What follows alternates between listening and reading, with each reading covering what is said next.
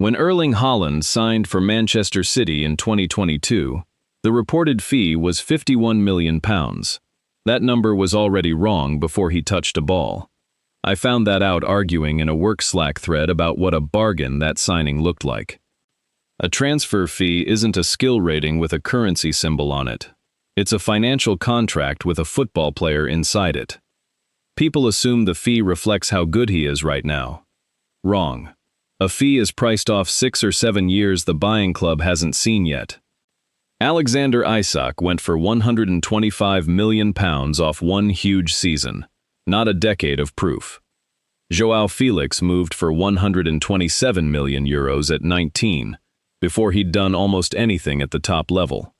That fee wasn't for his stats, it was for a version of him that didn't exist yet. Players between 23 and 28 get the highest fees on average, but the biggest single fees now go to players under 25. Clubs aren't buying performance, they're buying runway. A 30-year-old with 3 good seasons left is worth less than a 21-year-old who might be great for 8. People assume a release clause is a fixed price, like a sticker on a car window. Nope. A release clause is the floor, not the final number. The buyer still negotiates installments, add-ons, sell-on percentages if the player gets moved again later. Elliot Anderson left Newcastle for £116 million with no sell-on clause attached. Newcastle are already regretting that. If he's sold again for more, they see 0 of it. The clause gets you the meeting. It doesn't get you the deal. People assume a free transfer means the club paid nothing for him. Nope. A free transfer just moves the cost from one column to another. No fee means more room for wages, and a signing bonus straight to the player's pocket. Clubs will happily pay a player more in bonuses than they'd have paid a selling club in fees. Nothing here was ever free, it just changed who got paid. People assume the highest bidder always sets the price alone. Wrong. Price moves the fastest when 2 or 3 clubs want the same player at once. Ousmane Dembele's move to Barcelona hit roughly €148 million with add-ons, partly because Barcelona needed a replacement fast, and competition pushed the number up in real time. A selling club doesn't need one interested buyer, it needs 2, arguing with each other. People assume the headline fee is the amount that changes hands on day 1. Nope. Most fees get paid in installments spread across several years, not one wire transfer.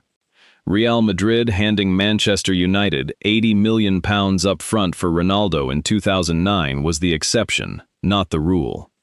Selling clubs are often so eager for cash now that they'll sell those future installments to a lender at a discount, just to get money today.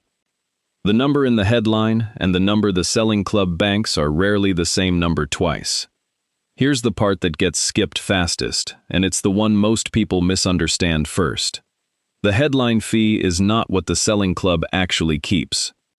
FIFA rules send 5% of every cross-border fee to every club that trained that player between ages 12 and 23. Then there's the agents. Premier League clubs paid £249 million to agents in a single year. That's roughly £12 million per club, just in commissions, before a ball is kicked. Remember that Haaland number from the top of the video? City also paid around £34 million in agency fees on that deal, split between his agent and his own father. That's the part of the £51 million nobody put in the headline. Agent commissions are capped now too. 3% of a player's wages, up to 10% of the transfer fee on the selling side. A £100 million transfer is never a £100 million check. People assume goals and assists are the main thing driving the number. Wrong again. The most credible valuation model in football comes from the CIES Football Observatory. It runs the numbers on over 1,000 real transfers and hits 86% accuracy. Goals are in there. So is age. So is contract length. So is something almost nobody talks about, the financial strength of the club buying him. The richer the buyer, the higher the number climbs, everything else held equal. You're not just being valued, you're being valued against who's writing the check. Two players with nearly identical stat lines can carry price tags 40 million apart. One of them is a contract year from walking out for free. The other just signed an extension last spring. Contract length isn't a footnote. It's leverage. Leverage is the actual product. Scouts and agents have a name for what happens every World Cup summer. It isn't official. Everyone in the building still knows exactly what it means. They call it the World Cup tax. Play well for 4 weeks on that stage, and evaluation jumps in ways 80 club matches never moved it. It's not really about eyeballs. It's proof the player doesn't fold when it matters. People assume that if a player performs well, the price only moves in a straight line up. Wrong. CIES tracks projected value for under 23 players every 6 months, and the swings run both ways. One 19-year-old jumped from 45.7 million euros to 85.8 million euros in a single window this year. An injury does the same thing in reverse. Nobody puts out a press release when a number quietly drops 40 million. People assume the cheaper transfer fee always means the cheaper overall signing. Wrong. Manchester United signed Højlund for around £64 million. Bayern paid roughly £82 million for Kane.